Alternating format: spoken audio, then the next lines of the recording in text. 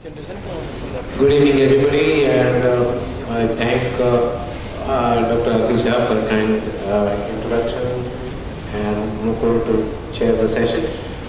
Actually, looking at the occasion and the reason this program has been organized, I was wondering as to whether today what I'm going to talk to you needs to be really a very highly academic and very statistically oriented kind of talk. So what I'm going to do is that I'm going to highlight in terms of the theme as to what are the real salient features related to the concept of the Polycap, and I really want to show you as to there is something that as an Indian company we should be proud of, that has got a publication in journal like Lancet. Those who are in the business of publishing articles would know how difficult it is to get a publication through in a journal like Lancet. And I'm going to show you what are the kind of peculiar features of this study. And I think that will be my main focus rather than telling you all about in various parts of the talk about the p-values and z-values, etc. So I'm going to maybe skip some of the slides because they would be kind of repetition of what we have been hearing in many other lectures.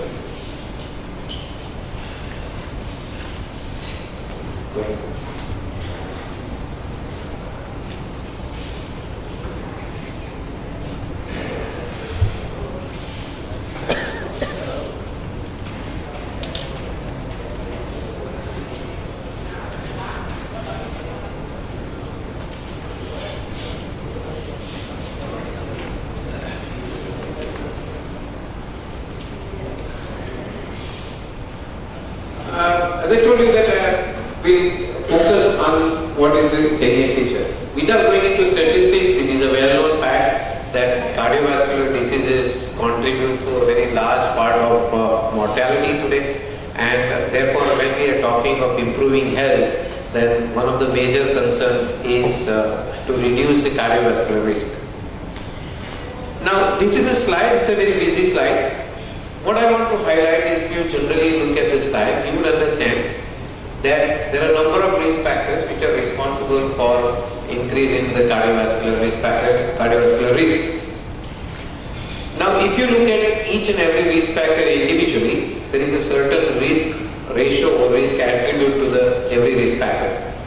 But what this slide is trying to show to you is that as there is incremental risk factors, that means as the number of risk factors increases, the risk increases in incremental fashion. That means it not only becomes just like 2.5, add to 2.5 becomes 5%, but it becomes many times. And this is the bottom line that will show you that the MI risk increases by about 26 times when all 9 risk factors are present.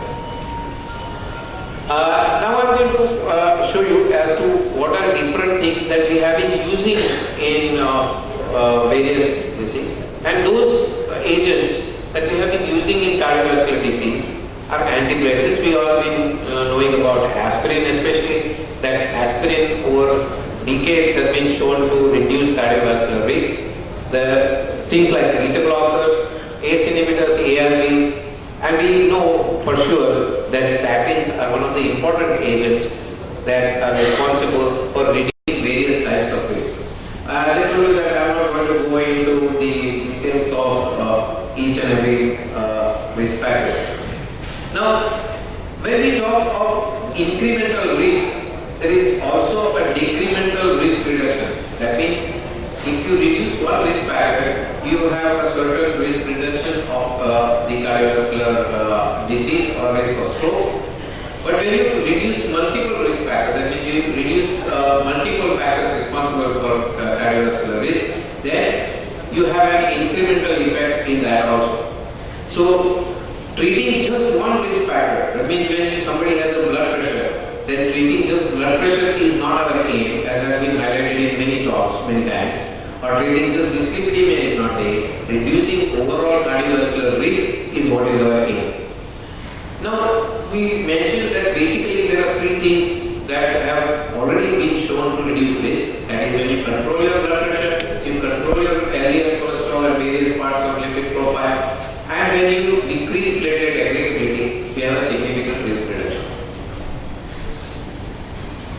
Now, this is to show you that 10% reduction in blood pressure, as I was saying, that there is, as the risk increases manifold, the reduction or control of these risk factors also multiplies in some ways. That means 10% reduction in blood pressure and 10% reduction in total cholesterol results in 45% reduction in cardiovascular disease.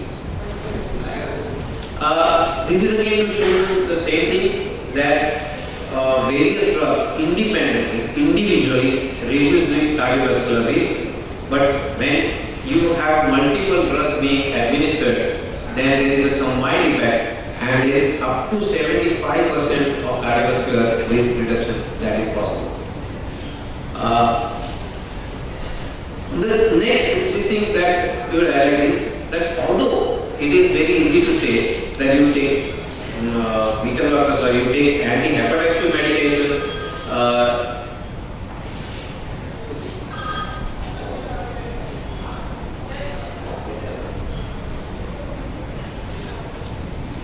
you take anti-hypertensive medications, you take statin, you take aspirin or even dual antiplatelet treatment. But then when you have multiple tablets, the problem is that the patients start getting sort of sick of taking number of tablets, and there is an issue with compliance. And therefore there is a tendency that the patients would by themselves would think that they don't need certain type of tablet, and they may discontinue all or some of the tablets. This is to show you the effect of compliance to therapy. That in this study, that 1/3 of the patients were non-compliant within 1 month. And what we are interested in looking at the graph as to what was the outcome. And again, as I said, that without going into the statistics, the graph will clearly show you that in patients who obviously did not bother to take their drugs, or I wouldn't say bother to, but for some reason did not take their medications, they had significantly poorer outcomes in terms of cardiovascular risk. So then, how can one improve this situation?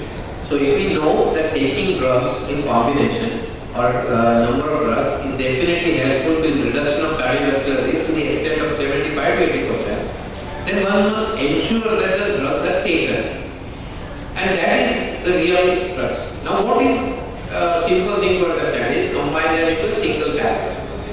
Although it may make just a common sense thing that just combine all tablets together, you need to document that administering these drugs as a single tablet is going to work in the same way as you will give them independent.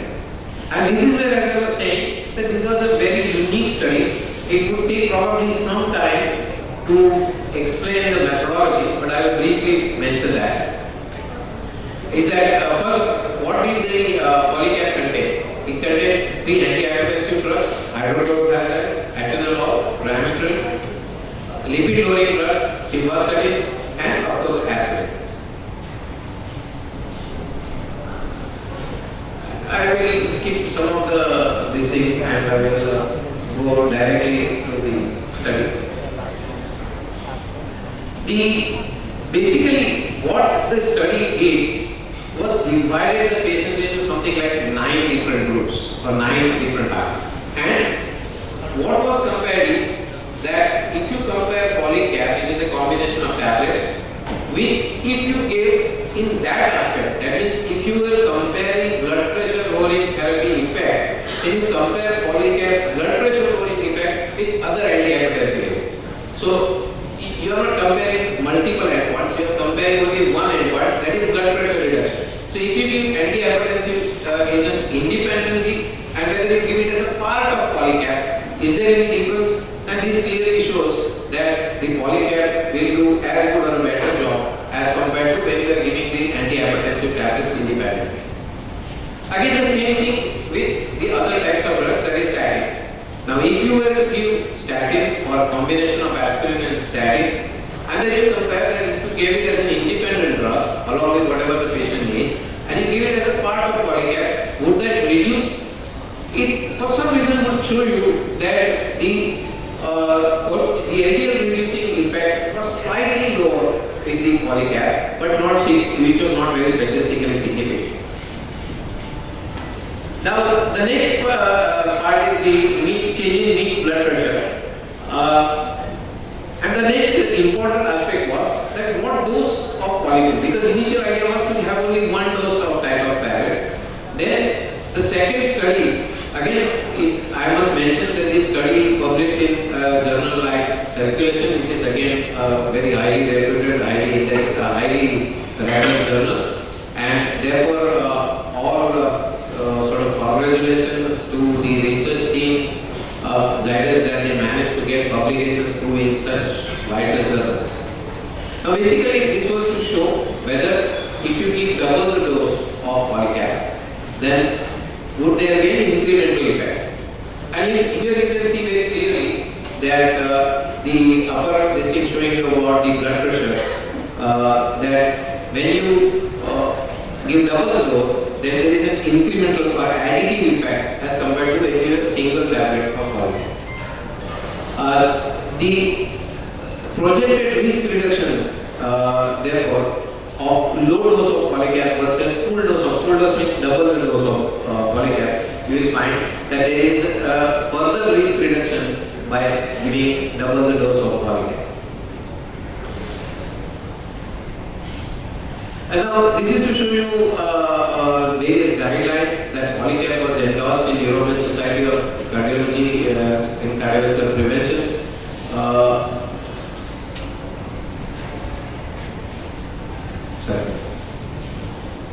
So in summary, what basically we were trying to highlight is that we know that cardiovascular risk can be reduced. It can be reduced by controlling multiple risk factors.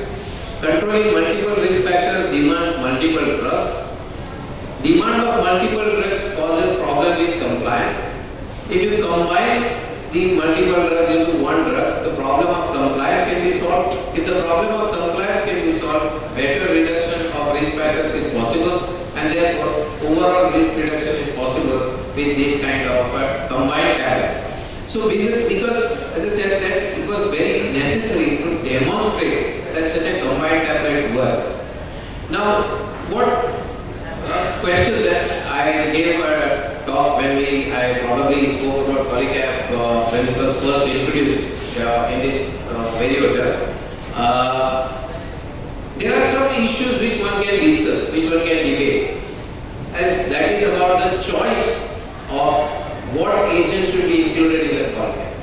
Whether the choice of atenolol as a beta blocker is the right choice, whether some other beta blocker could be a better choice, whether simvastatin could be is the best choice, whether another type of statin could be a better choice, most robust statin should be included or not, whether aspirin is a better choice or clopidogrel.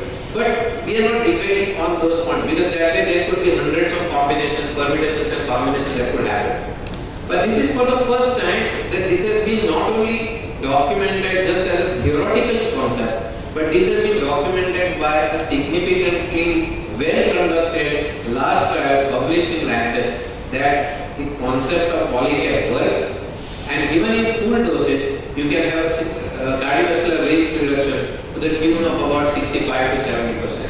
And that is the short message out of today's talk. Thank you, and I will be happy to answer.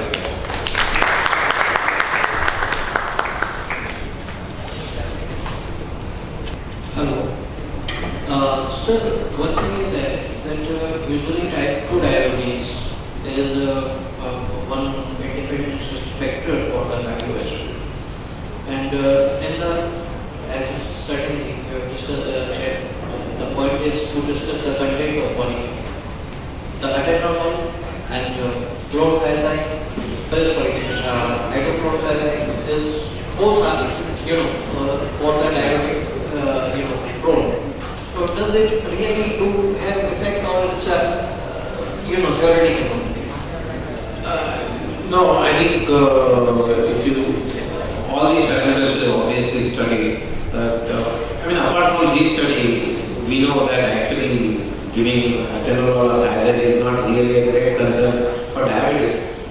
I would rather look at your question in a different way. That, as Dave said, that there could be a debate as to whether there can be a better agent in the combination or not. But to start with, you have to do a trial with some combination. You have to choose some combination. Because you could always say, oh, I would have thought metoprolol was a better choice, maybe this. But, I mean, you can have any combination. Somebody can say, oh, no, I would have combined this. But if you're talking of anti-diabetic medication as a part of Polycap, I think one, it's an independent. I mean, unlike other things like a moderate level or mild level of blood pressure, diabetes is an independent disease. So usually I would think that to combine a single type of anti-diabetic medication would be very difficult to choose from, because as we know that there are various types of choices in anti-diabetic agents, and therefore to have a universal choice to combine with molecule is slightly difficult. And somebody with diabetes, you are actually looking at a little different risk profile, and therefore these patients are actually I don't know why the company actually chose to start with at least that this should be given by cardiologists. This is not a medication to be used by cardiologists in my opinion. This is a medication to be used by family physicians, because the cardiologists would have complicated patients. They would need to tailor the therapy with specific this agent at this dose and that dose. This is somebody who has got risk factors. He doesn't have a previous myocardial infarction, he doesn't have a previous stroke or anything like that. This drug is meant for those kind of patients where you can reduce the risk. And probably, in my opinion, this is more in the domain of physician or family physician rather than cardiologist. Sir, in this Polycap, actually I had attended previous 2-3 lectures on this, and that the same topic was discussed. See, in Indian context, definitely atenolol has got a better beta blocker effect compared to metoprolol. That is number one. Number two, atenolol used is the dose which is used is 50 milligram. That is not giving it too much of the diabetic problem. That is number two. The number three, when they wanted to combine this drug, they wanted a drug which can be given once a day, which has got a proper 24-hour effect, and that this drug should get better. And what they found out, okay, overall, if you consider if you can say one thing, even atenolol when it is given, this lipidemia is a little bit also hampered. But there, to take care of it, they also had a simvastatin, where they could do the thing. And secondly, in a particular set of patients, where something by giving polypill also, if you cannot achieve the target, you can always add on one more drug. But main concept behind this polypill was to reduce the burden of the tablet, to reduce the burden, increase the compliance, decrease the cost, and specifically our Indians. See, if you see, almost at least many patients are faced when I have given prescription for hypertension, diabetes, because pain, all the problems. After 1 month or 2 months, the patient goes to the general practitioner, family physician tells me, he just tell me what is the drug for diabetes and what is the drug for hypertension, I will only take that.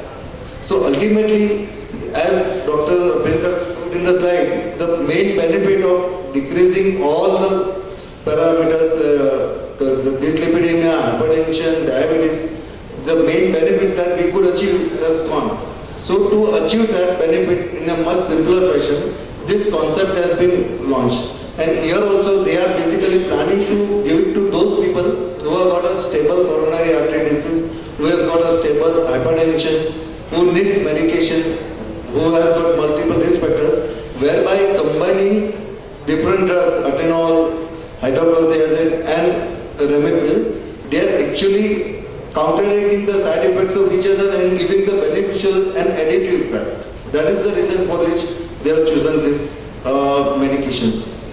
And certainly sometimes some other thing, because even these trials were carried out even in USA also, where this simvastatin was that time more used and it was found to be more useful useful in diabetic dyslipidemia. That was the one of the reason to prefer simvastatin.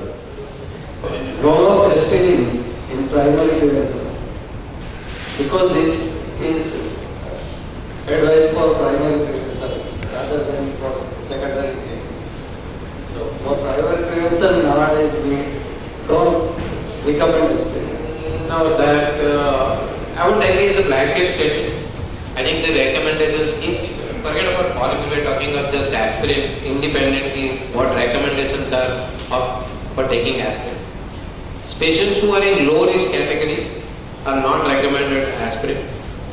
Patients who are in high risk category, the benefit of aspirin outweighs the risk of aspirin and therefore is recommended. Patients in moderate risk category, it is recommended that the risks versus benefits, the aspirin risks of bleeding, etc., should be discussed with the patient as to what are the risks and what are the benefits, and then it should be left to patient's choice whether it should be taken or not. But in low risk, definitely it is not recommended because the risks outweigh the benefits of aspirin. Yeah, I'll put it this way, that many times as a Gujarati person, the combination foods that I love are khichdi and bhed, right? So there can be a dispute about khichdi માં તુવેરની દાળની ખીચડી વધારે સારી કે મગની દાળની વધારે સારી, કે ભેળમાં લીલી ચટણી કોથમીરની એકલા બી હોય કે લસણ કોથમીર. So these sorts of things will always be debated whenever there is a combination thing going on, that whether we should put in this particular product or this particular product, as Dr. Abhyankar rightly said. But as mentioned in the slide, as Dr. R.C. also stressed, that what is important in this particular case scenario is that every week we get patients who will say, "Sir, pressure in diabetes." They don't need to even go to their family physicians. The medical store people are enough to tell them that this is for this and this is for this. And finally, when the patient comes to you after 6 months, 1 year or 3 years, he is taking only 1 out of the 5 that you have prescribed. So that is the commonest thing. So whenever you can give in the same price, tell the patient that per bay free share, at least cost share. That is why this drug particular combination is good. That is the basis of this particular concept. The concept has been good. It has not been well marketed. It has not been that well utilized because of these particular things, that whether this product or that product. So whenever you decide to use these particular combinations in a separate form, this particular combination makes a very, very good sense.